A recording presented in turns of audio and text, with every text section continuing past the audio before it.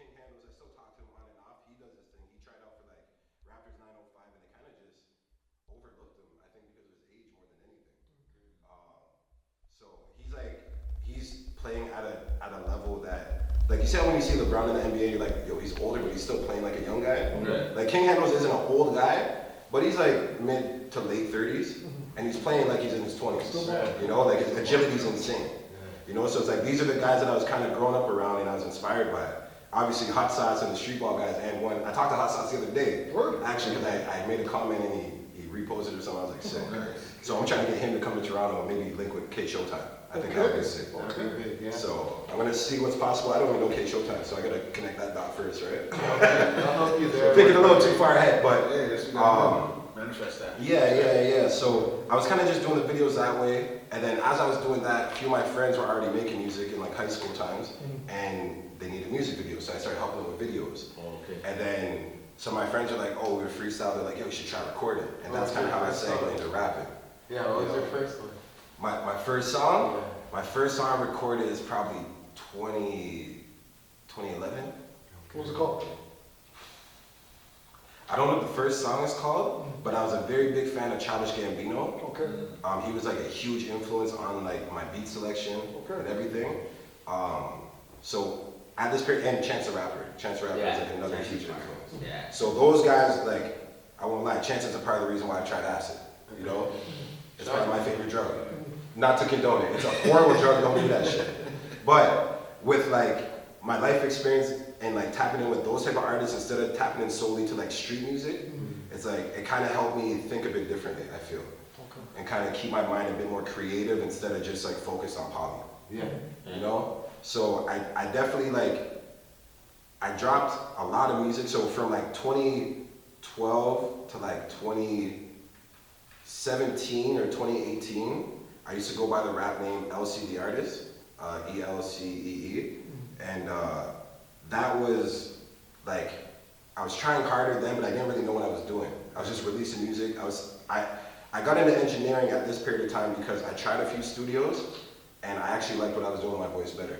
Even though I wasn't that good, I wanted to have the control and know how to find the different parts of my voice, you know? Yeah. So that kind of helped me get into being an engineer. So I basically dropped like, under the pseudonym LC the Artist, I dropped probably like 14 mixtapes. They're all mid, you know? Like there might be a few like little hitters in there, but I was just flooded, you know? 2016, I got a chance to go out to Atlanta for A3C. I got booked for the festival. I won like a contest. They got me to fly out there and like perform, so that was pretty sick. And then I got an opportunity to work at Major Music as an engineer. I rented out the studio with my friends, and then basically they were trying to, one of their staff left, so they needed someone. So they reached out to me and worked out. They're my favorite, you know? So I got to tap in with the whole Toronto street scene. Some of the guys, ironically, I knew them, but like in a different world because of my basketball life. So I knew a lot of rappers played basketball before. And I was in Toronto traveling different neighborhoods just so I could get good runs. I used to play ball at Harbourfront. I used to go to Saga's YMCA. I worked at the YMCA in like 2014, 2015 time. So I was meeting a lot of the rappers that we're seeing now. Like some of them came to the studio or to the gym. 3M French. He used to come to the gym with his homie CP. Top 5 used to sneak in the gym. You know, like we had these guys come to the gym. We're a 24-hour YMCA, so we're open when everybody else is closed during Ramadan. So we were like clutch. So everything worked out. I was getting good runs. I was happy, you know. Just like you were just doing, just to name a few of some of the guys that you produced. Yeah. Even with a little bit more. Yeah. So when I got to Major Music, LG Mixed It was the main engineer there at the time, and he was working full on with Killy. So he had an opportunity to kind of focus on that a bit more, and that left a window open for me at Major Music. So a lot of the artists had two options. They could, not really two options, but they had a few choices. They could stick with Major Music, their files are all there, and just try a new engineer, or wait for LG, which they don't know when he's coming back, or just fuck it, go somewhere else, you know? So they took their gamble with me, and I got to tap in with a lot of people. I've worked with Vanali Stacks, Doovie, I re-met Top 5, 3M French over there. I've recorded, obviously, Jeezy Loke, Free My Dog, Free Jeezy Loke, you know? You've done a few.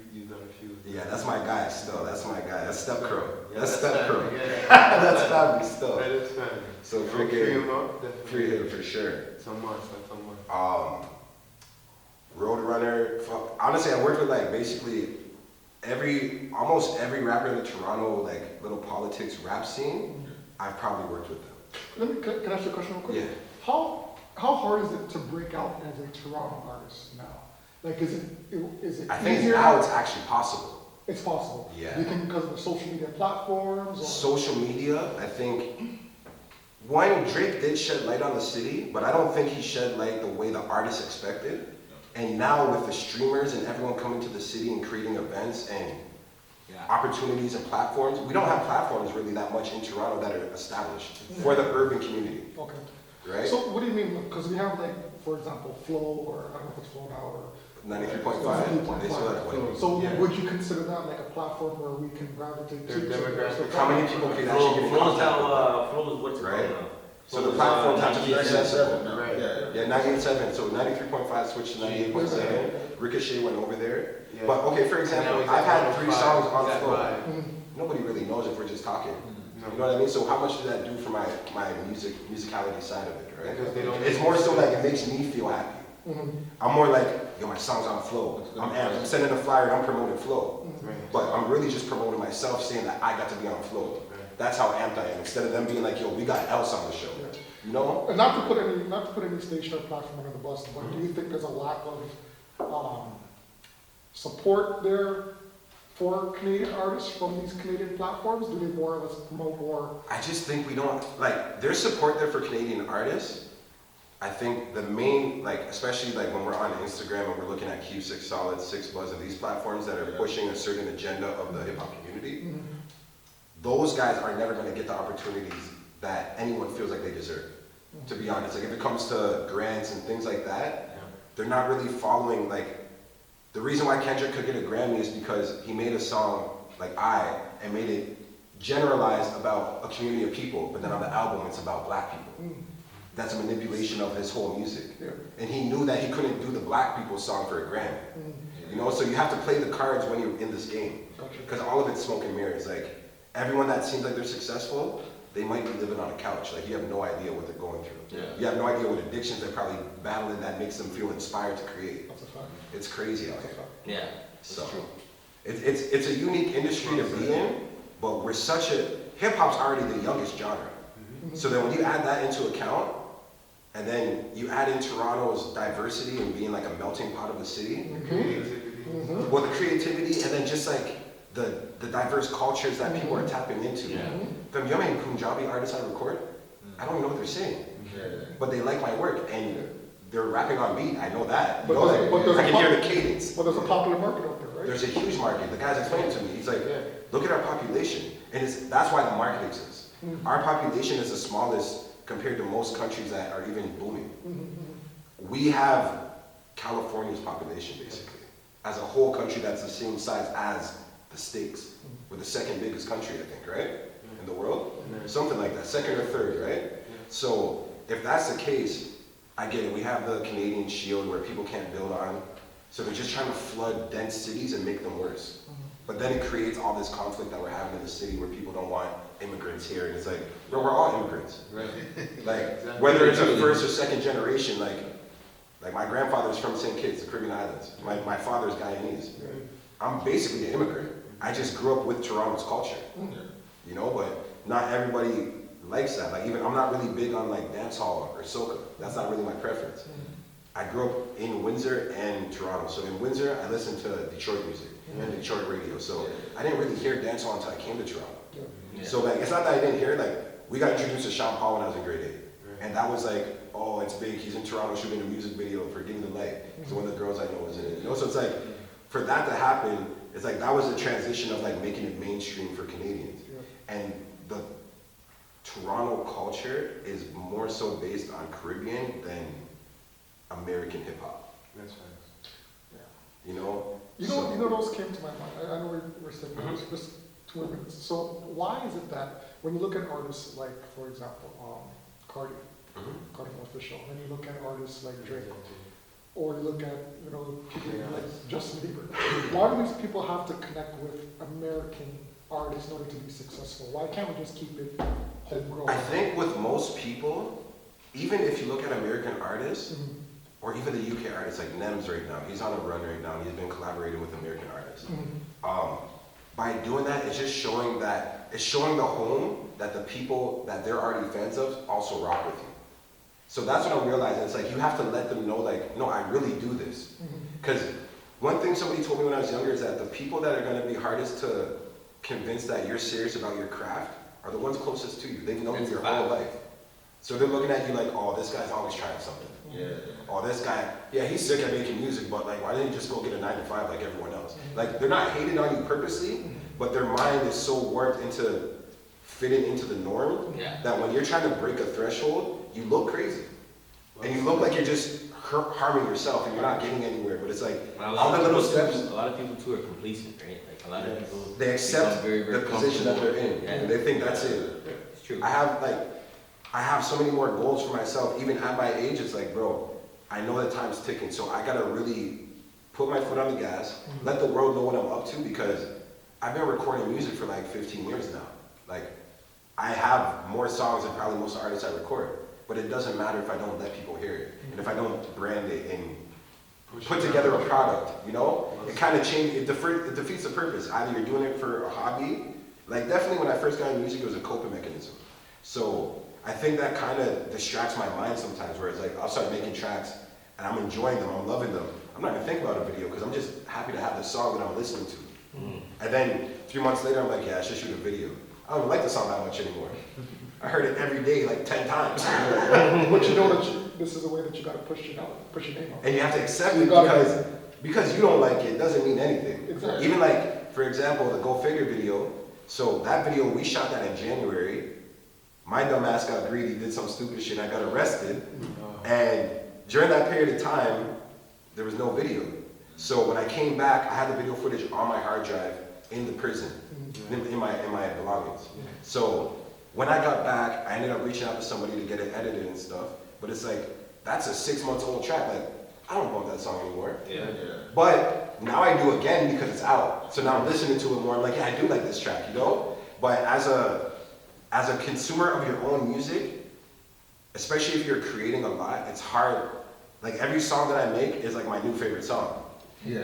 So by the time if I had 2 weeks of studio sessions, and because I record people, if people are running late, I'll go in the booth and try something. Right.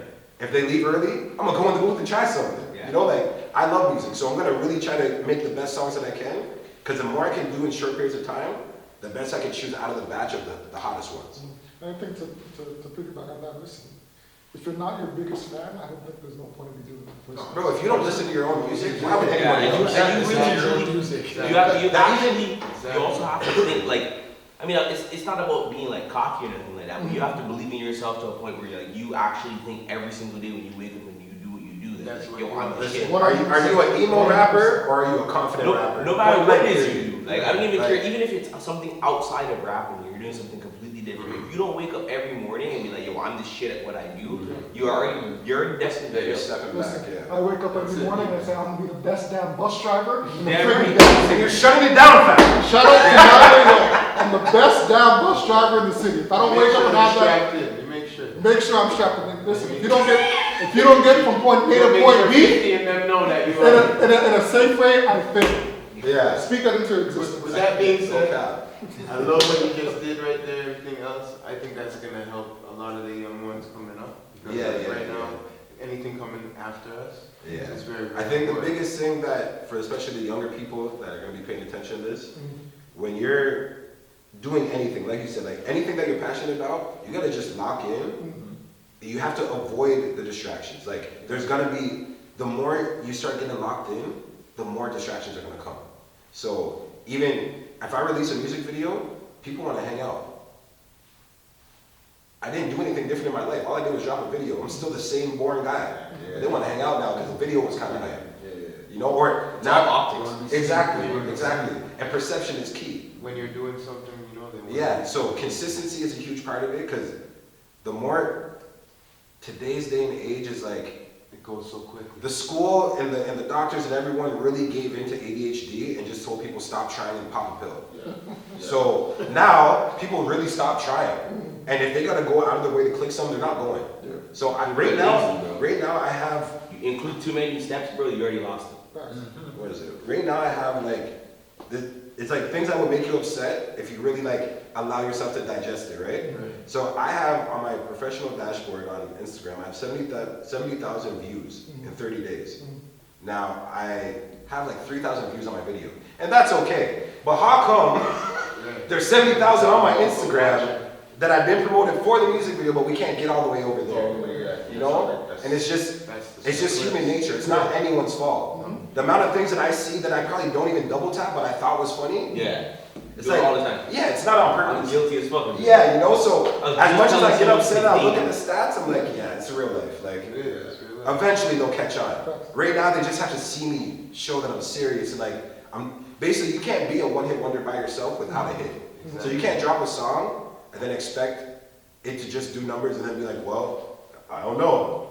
And then just chill. And then not promote it and then just be sad. And then start drinking now and now. And now the night's long. Now you're going down, I used to love you. You guys ever hear what Kevin Hart and the Plastic Cup Boy said? What is that? Saying everybody wants to be successful, but nobody wants to put the work in. That's true. That's 100%.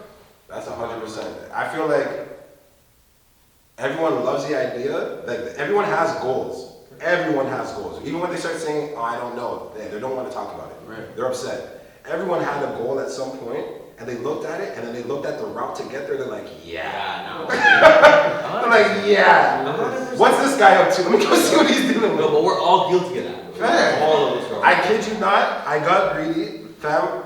I was traveling with like 17 keys of weed. Obviously, like, who do I think I am? So I fly to England. They catch me at the airport, obviously. They wait for me to grab the bag. They're like, "Oh, is this your bag? Has my name on it." Like, fuck. I'm just like, I think so. like I know I messed up. Like everything, my heart just started crumbling. You know? Yeah, exactly. So I try to play dumb. I go put the bag up, act like I'm she's like, "You're under arrest for importation." I'm like, "Oh God." For some reason, I wanted to open the bag so she could say it then. Either way, she was about to tell me. Either way. She was being sweet about it. You know? Why? It was my own greed and like hunger for quick money. Like that money wasn't that quick. I had to sit down. It wasn't really like, it wasn't bad. It wasn't horrible, but it wasn't worth it. So definitely learning from that is like, I noticed for myself, if I try to commit crimes, honestly, I can only go like a certain level with crime and then I'm getting in trouble. That's just how I think.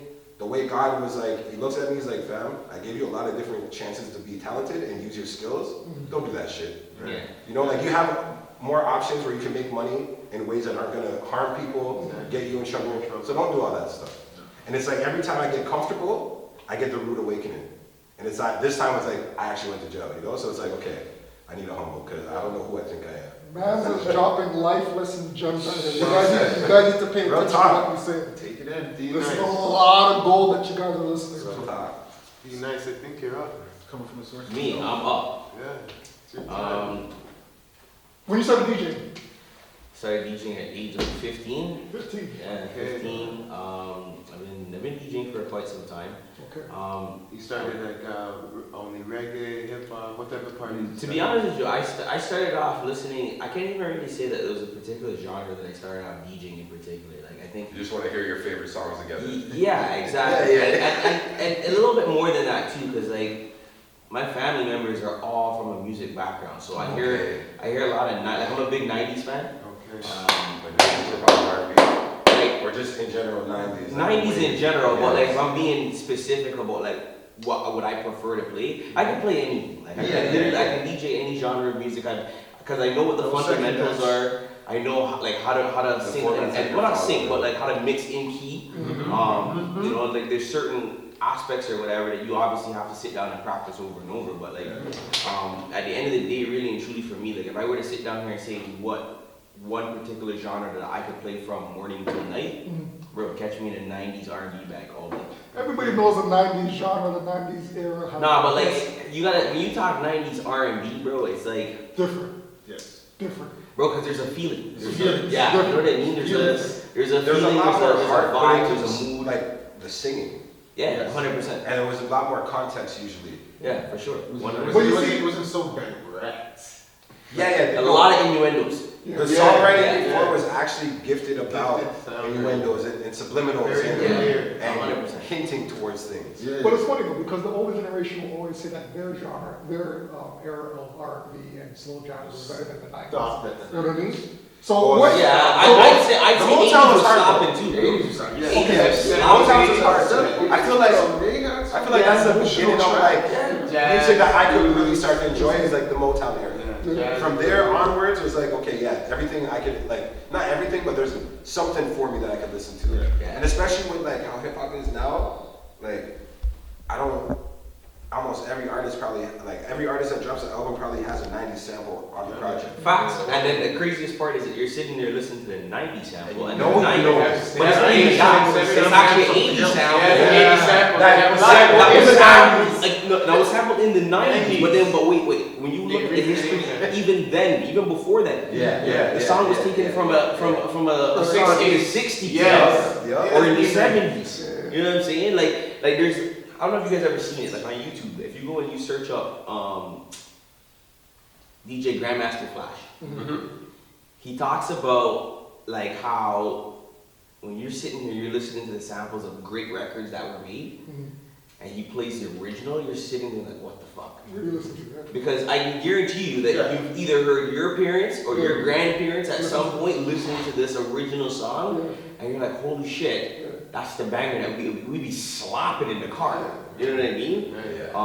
So it's just crazy like how music gets sampled. But like for me, 90s music is like, it's where it's at. Like I'm a big 90s R&B and hip hop kind of fan. You know the question I like to ask DJs as well? Would you prefer, when you're in like your zone, do you prefer DJing like in a small venue or a bigger venue? Like what's your perfect venue to DJ? What do you prefer? Never asked me that. Go ahead. That was personal. It's a waterfall. We're gonna have to ask about this after. No, that's a good one. You like a split screen? Definitely bomb. It has nothing to do with it. Go ahead. He's back. Sorry, can I get the question one more time? So, Say that You're asking about the vibe, right? Like how I like to have it set. I'll be honest, one of my He favorite definitely wants to formats- hear the question one more time. The one that he was never asked. He's upset, man. yo, man, I'm about to go in the hall and take out his turntables and then Yo, listen. let's go. My controller's in my backseat. He's ready. Yo, he's ready. Yo, listen, my DJ laptop sitting right Oh, here. I'm factual. Yo, we got a versus Bruins. Yeah. I'm super old school. You had to sit up on the side of the pool table to be honest.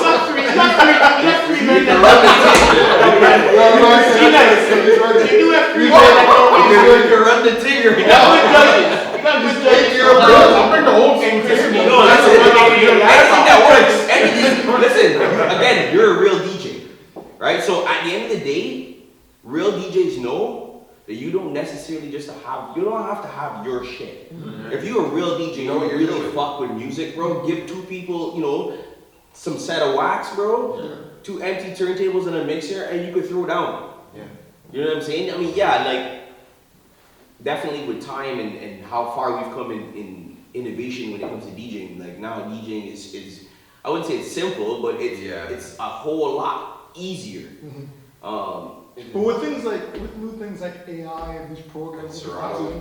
doesn't that take away from the actual art? If you're lazy, I was about to say, it's really up to you. it's up to you. Like, you could use ChatGPT to write a song. It's gonna be as good as how you would write it. Yeah, it's not pure. Sound as good. It's not yours. Yeah, it's not you. But are the consumers going to know that he'll care? No, to the average person, they don't get to. They'll only know if The community if you respects can't you outshine differently. with your own skills, Gotcha. right? The community definitely respects you differently because, like, Do you see Scratch Bastard? that guy's a beast. He's a beast, Yeah, right? yeah. So he uses Serato, he likes to do video mixing. And he has a live GoPro as well. Yeah. So he brought he brought so much more effort into his performance that even if he just does a quick click or whatever, it's like everything else that you're getting from the experience is lit. So he's managed to integrate the two. Exactly. He does all the barbecue. Yeah. No, like, listen, like, And he did that from like before Scratch is AI. a different. Yeah. Scratch is a different breed though. Like, Yeah, he does a barbecue here. You gotta understand, like the barbecue is his staple event. Yeah, but I it's will his tell you, staple like, if event, you've yeah. been watching Scratch Yeah, from yeah. time, Oh no, but he can do everything D-Nice is about to say. Scratch is the Old first thing. school to No, modern. yeah, like, Well, Scratch that's is why I a brought him up. motherfucker. That's exactly why I brought him up. He Because can he's do all those like, tricks. Shout out to Scratch Master. yeah, Scratch Master. No, big time. He's Bro, like, legend in the game. he's one of the first guys that I've seen do like the video mixing, responding to the mic, talking to the camera, and mixing. Yeah. I'm like, you're yo, right, bro, you're what right. kind of brain do you have? No, bro. Even- I'm gonna show you something right now that's gonna blow your fucking mind. You think this is a joke? Even, you know, Anderson You Paak? see this comes in. He's the first person I've seen drum and sing at the same time. That shit caught me off guard. That's what caught you off guard. That's Wait, super rhythm. But I Yo, see, let's get a camera to zoom We're in gonna on his show us, we're reaction gonna for show this. Alright, because you're gonna need this one, bro. This is Scratch Bastard when he's young. yeah, This is on wax, so no computer. yeah, everything Everything is Authentic. authentic vinyl, right? Yeah, How old are you? I'm 35. 35. Alright. So I guarantee you, when you click, I'm just gonna wait, because when that camera focuses in on that moment when you recognize what the fuck he just did, enjoy it. We're gonna play this on the big screen.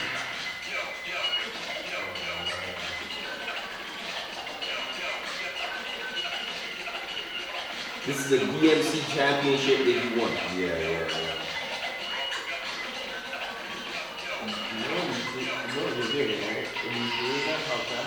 Watch this.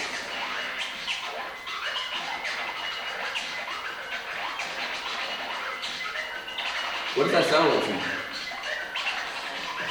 That sound effect is being scratched over. What does that sound like?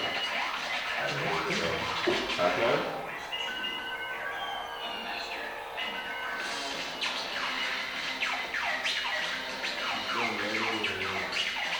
I'm just waiting. I can't wait. Hear the bass line in the background.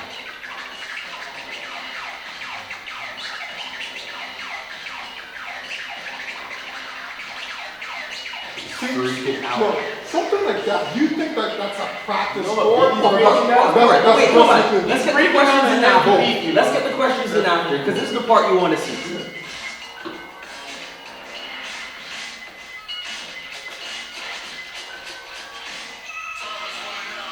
He has 30 seconds left before the round's done. He's announcing it in the fucking music. Yeah. He's fucking pissed. Listen to what's happening.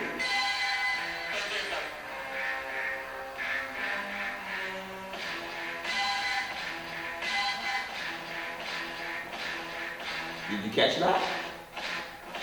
Yeah, he has the 2 records like on each one. You're not even hearing it. You know what beat that is? Bro, you're not picking that up. I didn't even think that right away. Just take that in.